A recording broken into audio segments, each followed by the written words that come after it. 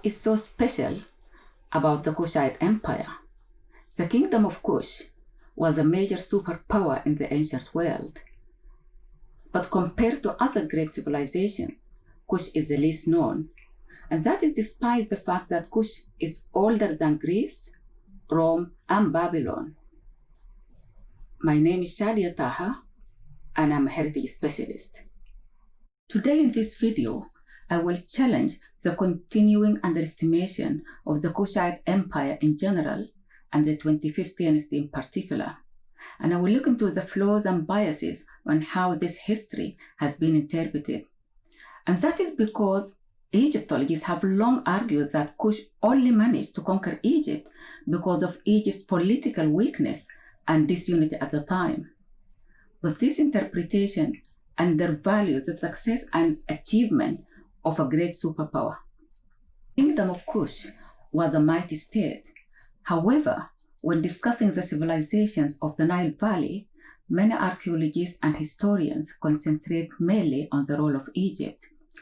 And almost all archaeologists who worked in Sudan in the past were trained Egyptologists who were in fact in Sudan looking for Egyptian remains. And as such, any remains of ancient civilizations was interpreted as the work of Egyptian colonizers. The Egyptologists concluded that ancient Sudan was a land colonized and exploited rather than independent and powerful states on their own right. And I'll give you just one example. Between 1913 to 16, the Harvard University Egyptologist George Reisner discovered previously unknown ancient civilization in Sudan. And that was the first archaeological evidence that Kushite rulers ruled Egypt. But Reisner couldn't believe that Black Africans built the monuments he found. And instead, he concluded that Kush was an Egyptian military base and the people were slaves of Egypt. In the 1960s, a huge dam was built over the River Nile in Aswan. And this marked a turning point in the study of Sudanese cultural heritage. The dam flooded a vast area in Sudanese and Egyptian Nubia and initiated the UNESCO rescue campaign. The rescue campaign was also marked the first archaeological survey to be carried out in Sudanese Nubia. And before the building of the dam, there was a complete absence of any systematic knowledge of the earlier periods. So archaeologists were writing about the earlier periods of Sudan. They relied on two sources, Egyptians, Greek, and Roman texts and paintings, as well as the writings of the 18th and 19th century travelers. And although a considerable amount of Sudanese cultural heritage was lost when the dam was built, but the rescue campaign increased archaeological evidence of this heritage and our knowledge of the earlier periods. The kingdom of Kush could be subdivided into three distinct periods or kingdoms. The first one was the kingdom of Kerma, with its capital at Kerma. The second one was the kingdom of Nabta or Napata, with its capital at Nabta. And the third and final period was the kingdom of Meroe, with its capital at Meroe. The Nabatan period is also known as Egypt's 25th dynasty. It comprised of 40 kings or so, ruling in succession from Nabta, and the term Napatan is to describe this time period. Nabta was their spiritual and political capital, located near Jebel Barkal as the fourth Nile cataract.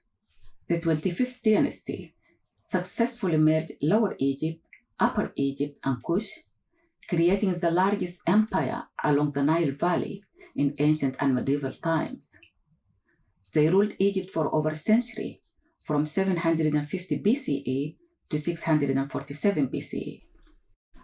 King Taharqa was one of the greatest pharaohs of the 25th dynasty. In around 700 BCE, the besieged king of Judea asked for the Kushite help against the Assyrians. The Kushite army defeated the Assyrians and stopped their advance on Jerusalem. so Taharqa's name is mentioned 4 times in the Old Testament.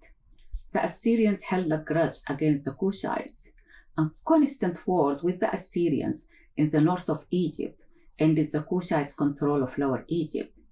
They moved south but continued to rule Upper Egypt and Kush, but they never managed to regain their control of Lower Egypt. The Assyrians eventually defeated the Kushites in Upper Egypt.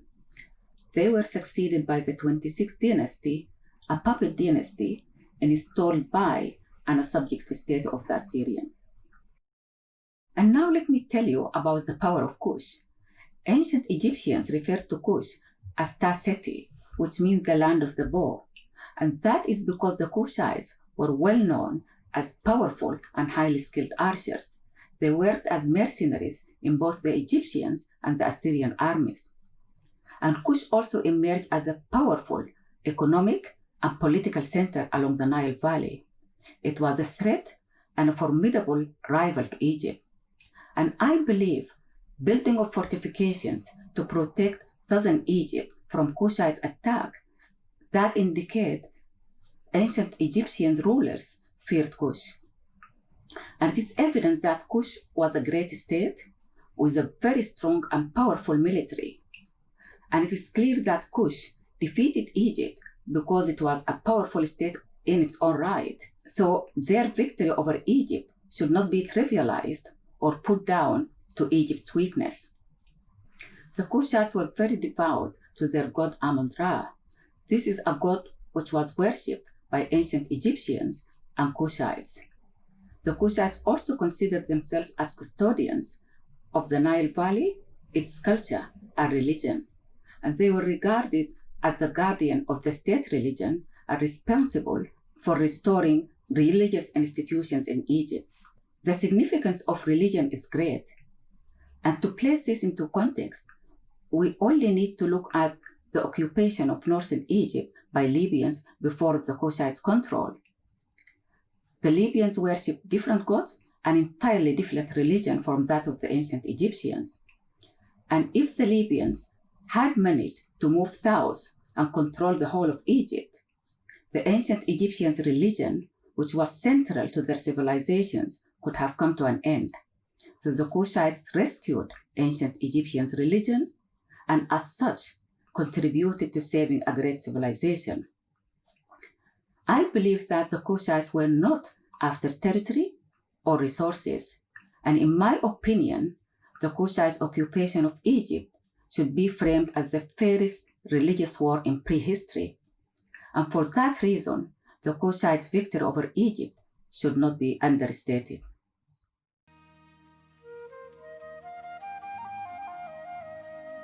I hope you found this video interesting and informative.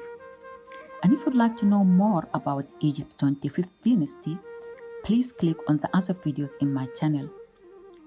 And if you have any questions on the topics covered or any suggestions, I would love to hear your comments.